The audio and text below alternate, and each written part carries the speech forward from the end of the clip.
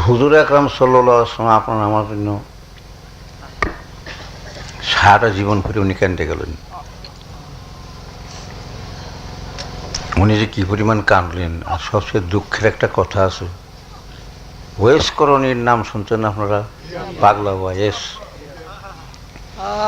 করণ দেশে বাড়ি ছিল তার। রাসূল আকরাম সাল্লাল্লাহু আলাইহি ওয়াসাল্লাম মাঝে সাঝে বলতেন যে করণ দেশ থেকে, ইয়ামিন থেকে আমি ভালোবাসা ইশকের সুগন্ধ পাই। সেই পাগলা মায়ের করতো কি, মায়ের যত্ন করতো। রাসূলুল্লাহ সাল্লাল্লাহু আলাইহি ওয়াসাল্লামের জীবনের জীবদ্দশাই ঘটনা। তো মার কাছে কইল, মারে তুই আমার এই একটা দিন আমার নবী দর্শনে পাঠাবি না? মা তোর আমি কাঁধে করে রাখি। মা ঘুরে ঠোঙ্গার মতো হয়ে গেছিল। আমার রাসূল যে কেমন আমি ঈমান আনলাম দূরে থেকে, মা তোর পায়ে পড়ে একটা দিন মা তুমি আমারে ছুটি দিয়া দাও, আমি একটু নবীর চরণটা একটু দর্শন করিয়ে আসি। হয়তো কবে মরে যাব আমি, আমার আর দেখা হবে না।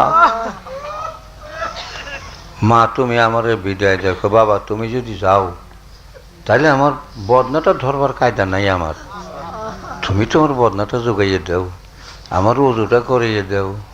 বাবা তুমি আমার সাথে খাওয়াইয়ে দাও। মা খুব অসুস্থ ছিলেন। বলে হ মা, তবে একটা দিন মা তুমি একটু আল্লাহর রাস্তায় নবীর জন্য একটু কষ্ট করবা। যদি না করো আমার দাবি নেই। আহারে এমন মাতৃভক্ত সন্তান আর হয় না। বলে যে মা তুমি বিদায় দেবো। বলে বাবা আচ্ছা ঠিক আছে, একটা দিন বিদায় দেবো তোরে আমি, সেদিন আমার একটু ভালো লাগে। একদিন মা কয় বাবা তুমি আজ তুমি যাও মদিনা শরীফে, আমার একটু ভালো লাগতেছে, কিন্তু একটা কথা, রাসূলুল্লাহ সাল্লাল্লাহু আলাইহি ওয়াসাল্লামের সঙ্গে যে দেখা করতে তুমি যাবে। হযরত আয়েশা রাসূলুল্লাহ এতই ভালোবাসতে, ওরে ভালোবাসা এরকম ভালোবাসা কি কার হবে জানি না। যদি রাসূলরে বাড়িতে না পাও ও মা বোনেরা, ভালোবাসা 14 আনা, জিকির হলো 2 আনা। ভালোবাসা যদি বাসতে পারো, ভালোবাসায় তোমার মাওলার কাছে নিয়ে হাজির করে দেবে। এই ভালোবাসা হযরত বিলাল রাদিয়াল্লাহু তাআলা আনহু রাসূলুল্লাহরে ভালোবাসতে উনি আশহাদু বলতে পারতেন, উনি আসহাদু বলতেন। সবাই কইল কি যে হুজুর একজন ভালো মুয়াজ্জিন রাখলে ভালো হইতো, সুন্দর করে আযান দিতে পারতো। আর হযরত বিলালও তো খুব কালো দেখা গেছে। কোথায় রাখো তোমরা? তখন ভালো একটা গলার সুর দেখে ভালো সুন্দর একটা মুয়াজ্জিন রাখা হইল। আসর তো জিয়ার হইয়া যায়, আসর আজান হয়ে গেল, নামাজ হয়ে গেল। এই সময় জিবরাইল আলাইহিস সালাম এসে হাজির হয়ে গেলেন। যেই মাত্র বিলালকে বলা হলো, বিলাল আজকে তুমি আর আজকে থেকে আজান দিও না। হযরত বিলাল রাদিয়াল্লাহু তাআলা যখন আশহাদু আন্না মুহাম্মাদুর রাসূলুল্লাহ বলতেন, তখন ওই ডাইনে ঘুরে রাসূলুল্লাহ দেখে লইতেন। এতটুক সময় না দেখে থাকতে পারতেন না তিনি। ওরে ভালোবাসা বলে যে তাহলে হযরত বিলাল খালি বললেন যে হুজুর আমার গলার স্বর ভালো না, আমার উচ্চারণ শুদ্ধ হয় না, আমি কালো, আমি হাফসি, আমি গরিব মানুষ, তাইতে আজ আমার এই মসজিদে নববীতে রাসূলের মসজিদে আমার আজান দেওয়ার সৌভাগ্য আর রইল না।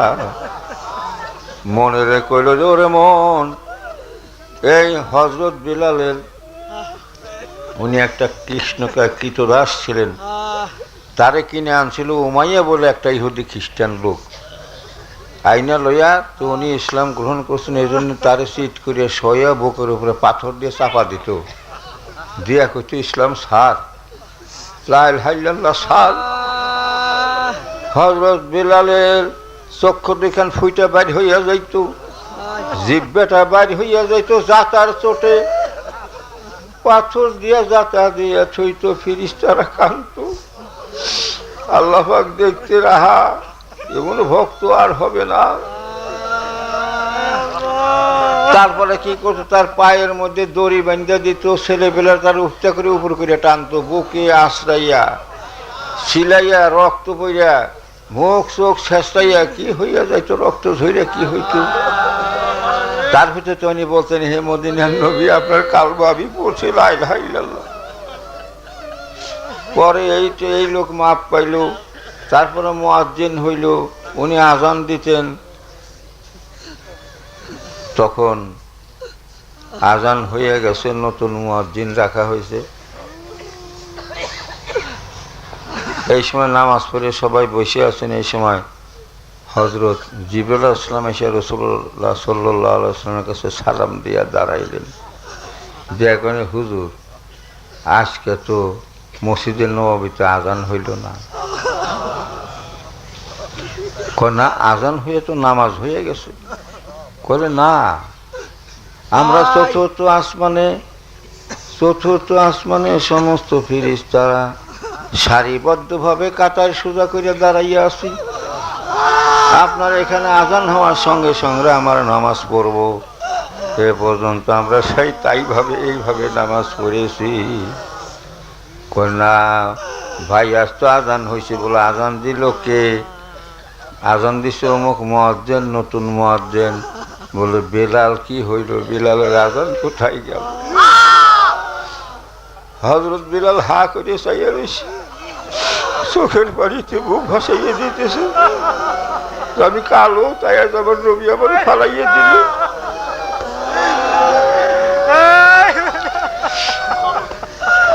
তখন বলে, আজানে এখন আমাদের ওইখানে আজান দিয়ে নামাজ পড়তে হবে। বেলাল যখন আজান দিত, দুনিয়ায় থাকতো না। 1 তবক, 2 তবক, 3 তবক, 4র্থ তবক আসমানে উঠে যেত আজান। সেই আজান শুনে আমরা নামাজ পড়তাম। ভাই, সেই নবী, সেই হযরত বয়স করণী তখন মার কাছে কইলেন। মা কইল, বাবা, রসুলের কাছে দেখা করে আসবা রসুলের সাথে। যদি তারে বাড়ি না পাও, বড় দুঃখ করে তোমারে ছাড়লাম আমি। যদি বাড়ি না পাও তাহলে আর কোথায় কিন্তু যাইতে পারবো না। না মা, কোথায়ও যাব না। যে সময় এই পাগল রওনা হইল, আশেকু কা দিল বানায়, আলাদা আশেক লোকের দিল যে কি দিয়ে বানাইছে, হাই হাই রে।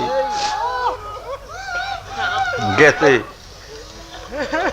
যাই কত আশা করিয়া, 2টা চোখ বড় বড় হয়ে গেছে যে আমি রসুলকে দেখবো, আমার নবী দর্শন হবে। হয়তো আর কোনো কালে হবে না। রাসূলুল্লাহ সাল্লাল্লাহু আলাইহি ওয়াসাল্লামের দিকে যেই মাত্র উনি রওনা করছেন, রাসূলুল্লাহ এই সময় হযরত আয়েশাকে বলতেছেন, আয়েশা, একটা পাগল কিন্তু আসতেছে আমার দিকে। আমার দিকে একটা পাগল আসতেছে। ও যদি আমাকে দেখে তাহলে হাত ফেল করে মারা যাবে। আল্লাহ পাকের বিধান, ওর সঙ্গে আমার দেখা হবে না। তবে সে যদি আসে, তার কাছ থেকে তুমি দোয়া চাইয়া রাখো। দেখেন, স্বয়ং নবী তার বিবিরে কয় দোয়া চাইয়া রাখো। ওর দোয়ায় আমার উম্মতের বেসুমার উম্মত পার হয়ে যাবে। তারপরে গেছে, বুকটা থরথর করে কাঁপতেছে যে রসুল বাড়ি আছে কি না, নবীজি কি আছেন কিনা। দরজায় যে কোরআন আসছে, হানা দিছে, কে তুমি? কয়, হুজুর কি বাড়িতে আছেন? উনি কি বাসায় আছেন? ভিতর থেকে কথা কয় না।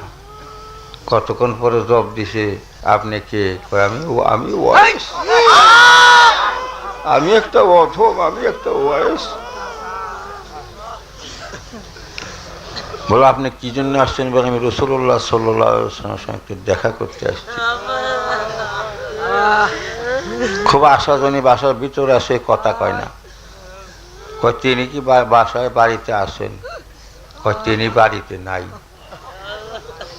রাসূলুল্লাহ হযরত আয়েশাকে বলেন, আয়েশা, আমার বাড়ি থাকা হবে না। আমি এখন মসজিদে নববীতে চলে গেলাম। এখানে যদি সে আমার না পায়, আর কোথাও যাবে না। কিন্তু আমি যদি বাড়ি থাকি তাহলে অঘটন ঘটে যাবে। তখন ওখানে মাটিতে উপর হয়ে পড়ে গেলেন হযরত ওয়াইস। চিৎকার দিয়া কান দিয়ে কয়, হারে কপাল, আমি গরিব মানুষ বলে রসুলের সঙ্গে দেখা হইল না, নইলে আমি যে আসতেছি তা তো আমার রাসূলুল্লাহ জানেন, আমারে দেখা দিবেন না, কারণ আমি গুনাহগার। গুনাহগার কোনদিন নবী দর্শন করতে পারে না। এই যে কান্দন লইল, মসজিদের মধ্যে রাসূলুল্লাহর অবস্থা কি হয়েছিল তখন?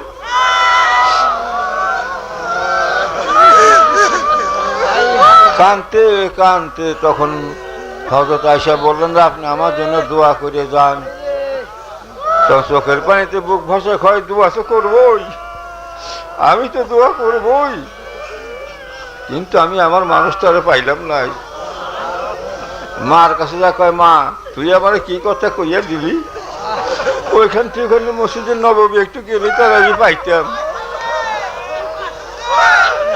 তুমি না করছো তাই গেলাম না। কয় বাবা একটু গাইয়া দেখলেই তো পারতি। করে মা তুমি না করছো, আমি আর যাবো না, আমার কপালে নবী দর্শন হইল না।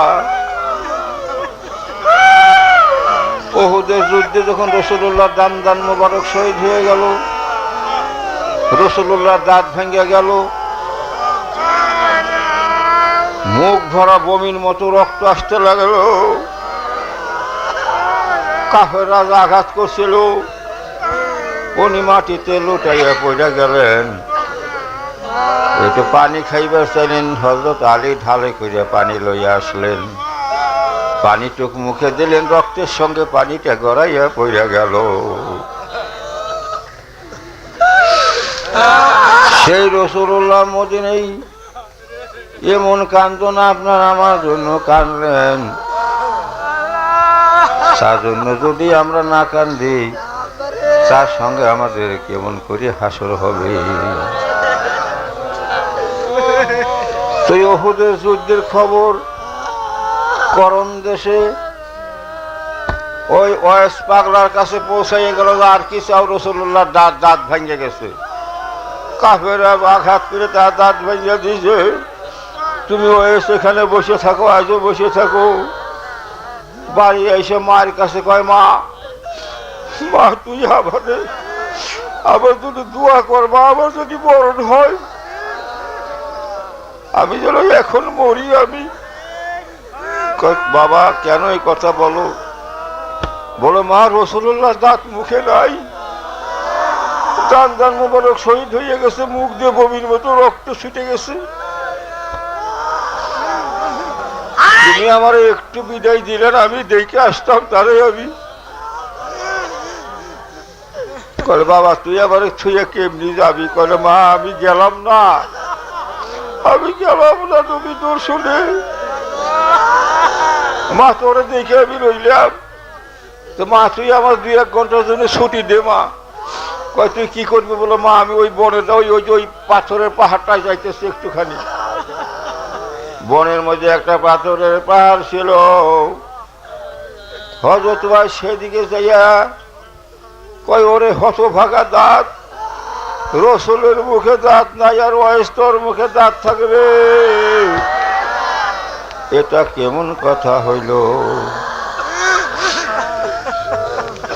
তখন এই কথা কইয়া একটা পাথর লইয়া একটা দাঁত ধরে টাস করে বসাইয়া দিল, দাঁতটা যায় ওইখানে টাস করে ছুটে পড়ে গেল, মুখ ভরা রক্ত আসলো।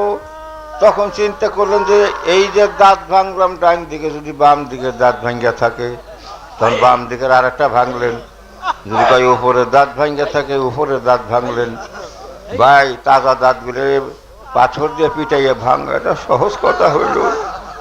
এরই নাম তো মহব্বত। তুমি ভালোবাসার প্রিয়জনের জন্য কয়টা দাঁত ভাঙছো? তোমার কি কষ্ট করছো জীবনে? একটু পরীক্ষা আসলেই অমনি শুয়ে পড়ো।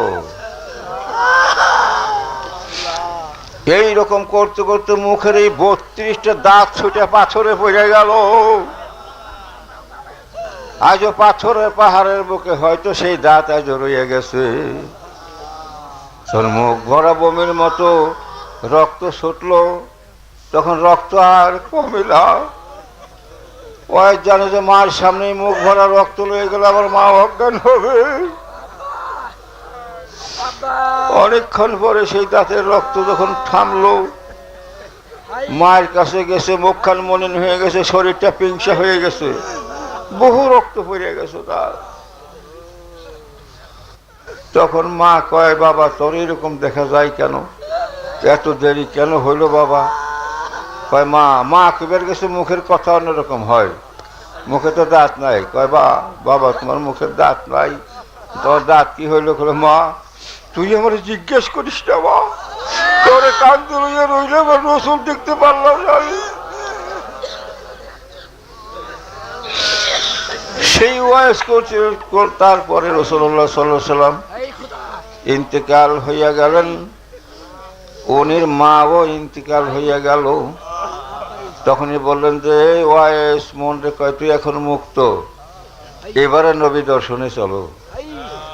রাসূলুল্লাহ সাল্লাল্লাহু আলাইহি সাল্লামের দিকে যখন রওনা শুরু করলেন, তখন রাসূলুল্লাহ সাল্লাল্লাহু আলাইহি সাল্লাম খাদেম রে জানাইলেন, ওই খাদেম ওয়েস পাগলা আসতে আসে করণ দেশ থেকে, সেই পাগলা আমার রওজার দিকে তো রওনা করলো।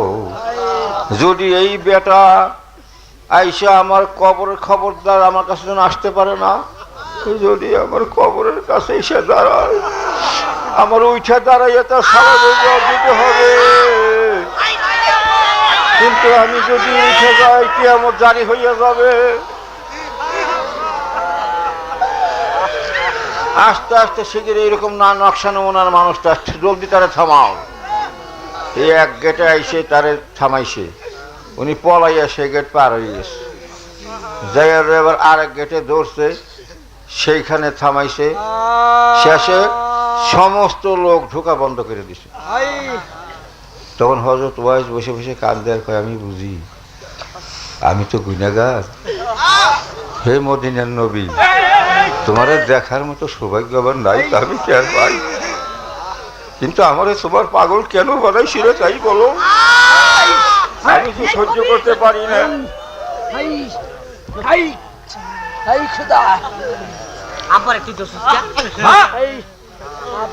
খেয়াল করো, এবার আমার তো অসুবিধা হয়। তারপরে শেষে রাসূলুল্লাহ সাল্লাল্লাহু আলাইহি ওয়াসাল্লাম খাদেমকে জানালেন। তখন হযরত ওয়াইস করলেন কি, এই যে ঘাস নাই উটের মধ্যে, ঘাসের ছাড়ার ভিতরে যাইয়া বস্তার মধ্যে লুকাইয়ে তারপরে ঢুকে গেলেন। যখন ঢুকে গেলেন তখন রাসূলুল্লাহ ব্যস্ত হইয়া গেল,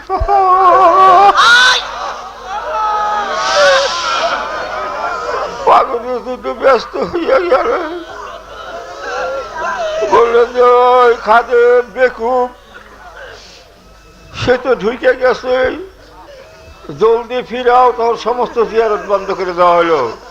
বলে ওয়াইস কারণে আমি যেদিন দুনিয়ার থেকে উঠবো সেদিন কিয়ামত জারি হবে, কিন্তু ওয়াইস কারণে যদি এসে আমার সঙ্গে সালাম দেয়, কবর থেকে আবার ওইটা দাঁড়াইয়া সালামের জবাব দেওয়া লাগবে, কিন্তু আমি যদি উঠে কিয়ামত জারি হবে, থামাও থামাও থামাও।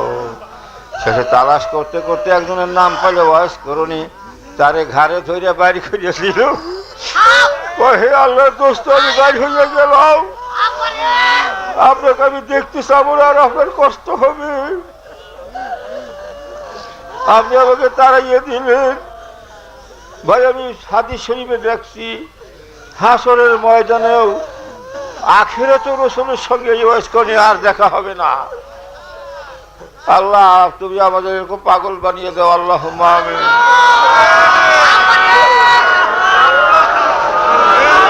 আল্লাহুম্মা আমিন। ও মা বোনেরা হাত উঠান, এখন মোনাজাত হইয়া যায়। সারা জীবন চুলে গুটাই মরার পরে এই নরম শরীরে জাহান্নামের আগুন জ্বালাইয়া যায়, তাহলে আর উপায় থাকবে না। মাগো দুনিয়ায় কান্দাইল মাওলা, হাসরে কান্দাইল না, দুনিয়ায় কান্দাইল মাওলা, কবরে কান্দাইল না। মাফ করে দেন গো মাওলা, মাফ করে দেন, কবুল করে নেন গো মাওলা, কবুল করে নেন। আপনি যদি মাফ না করেন বান্দার উপায় নাই, আপনি যদি মাফ না করেন আত যাইবার জায়গা নাই। হে মদিনার নবী, আপনার দুঃখে আমরা চোখের পানি ফলাইতেছি, আপনার আশিক আপনার পাগল বানাইয়া দেন, মা বোনদেরও পাগল বানাইয়া দেন।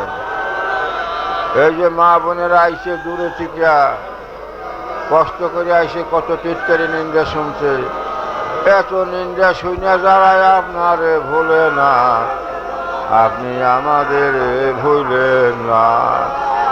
সন্তান যদি মাকে ভুলে, মাই সন্তান ভুলে না। আমরা তোমায় ভুলে গেছি, তুমি মোদের আল্লাহ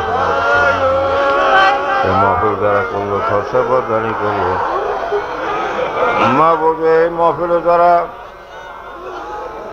এই মহফিল চালাইতে বন চালাইতে যারা শরীক রইল, যারা দৌড়াদৌড়ি করলো খরচাপাতি করলো, আল্লাহ তাদের 1,00,000 গুণ বাড়াইয়া দেয়। রব্বানা যালামনা আনফুসানা ওয়া লাম তাগফির লানা লানাকুনান্না মিনাল খাসিরিন। এই খোদা, এত মানুষ কেন কান্দে? কত মানুষ জমা হয়ে গেছে। এই সব লোক পিঁপড়ার জাঙ্গালের মতো ছুটে আসলো। আল্লাহ, আপনার জন্য আমরা কানলাম, আপনার পাগলের কথা শুনে কানলাম, আপনার দোস্তের কথা শুনে কানলাম, মা বোনেরা কানলো। আল্লাহ কবুল করে নেন। আল্লাহুম্মা গফির লানা ওয়া লিওয়ালিদিনা ওয়াসতাজিনা শাইখানা বিরহমাতিকা ইয়া আরহামার রাহিমিন। ভাই, যারা কবরে যাবেন বিশ্বাস করছেন তারা তওবা করেন, নড়াচড়া দেন না, তারা তওবা করেন তাদের জন্য। আর যারা কবরে যাবেন না বলে বিশ্বাস করেন, মরবেন না বিশ্বাস করেন, তারা তওবা করেন না, তাদের জন্য একজন মৌলানা সাহেব শুয়ে গেলাম কায়লে কইছি। এই মৌলানা সাহেব আসতেছে তীর লইয়া, সিনার মধ্যে বিন্দাইয়া কলজা গুজুরি ছিটাই না ছিঁড়া তওবা করাইয়া নিয়ে যাবে। এই মৌলানার নাম হলো হযরত আজরাইল মৌলানা। তাই ভাই, কে কে কবরে যাবেন বিশ্বাস করছেন তারা একটু আল্লাহু আকবার।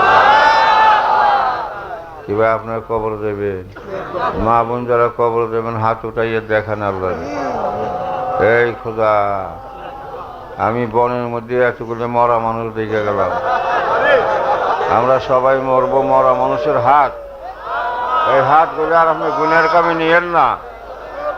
আল্লাহ, আপনি এই হাতগুলো আপনার আরশের সাথে বাঁধিয়ে দেন, এই দেশে আপনার আশিক বানাইয়া দেন। আলহামদুলিল্লাহ কই হাত নামান। একজন লোক শুধু হাত ধরেন, একজনের ডাইন হাত ধরে, ডাইন হাত দিয়ে শরীরের সঙ্গে, একজনের শরীরের সঙ্গে একজন ডাইন হাত দিয়ে ধরে তওবা করেন। কোন বিসমিল্লাহির রহমানির রহিম।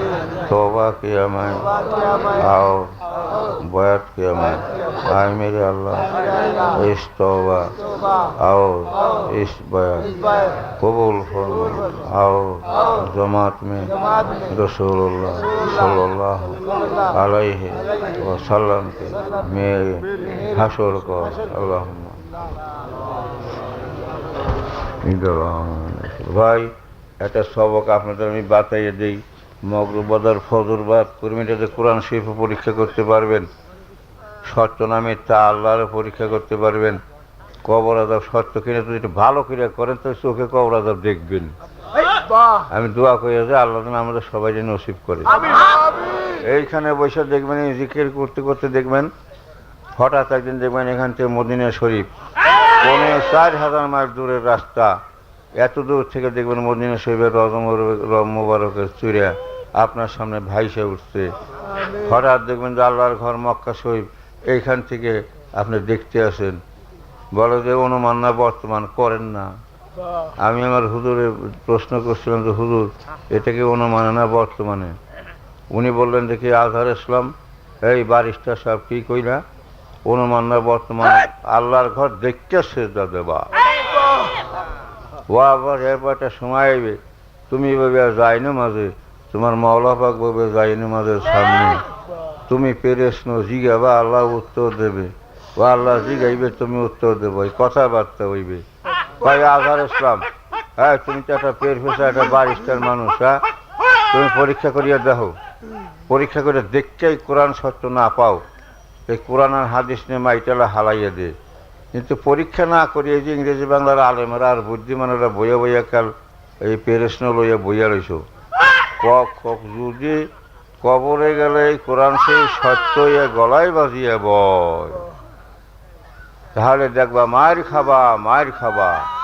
কোরআন শরীফ আছে রাব্বি কেলা সাদিন, এমন মায়ের শুরু হবে। ভাই এই যে কথাগুলো কইতেছি তাও বিশ্বাস হইল না, তাও এখান থেকে যে বেনামাজি থাকবেই, খোদাই না করুক, আমি আশা করি তা থাকবে না। আমিন কন। আমাদের সবকবাতে নিয়ে মগরবাজার ফজরবাদ একটা জিকির করবেন। আমি পীর কি পীর নিয়ে আপনাদের সে প্রশ্নের দরকার কি আছে? আমি ডাক্তার, ভালো না মন্দ সেটা প্রয়োজন কি? আমি ওষুধ দিলাম, আপনি খাইয়ে ভালো হন নাকি আপনি দেখেন।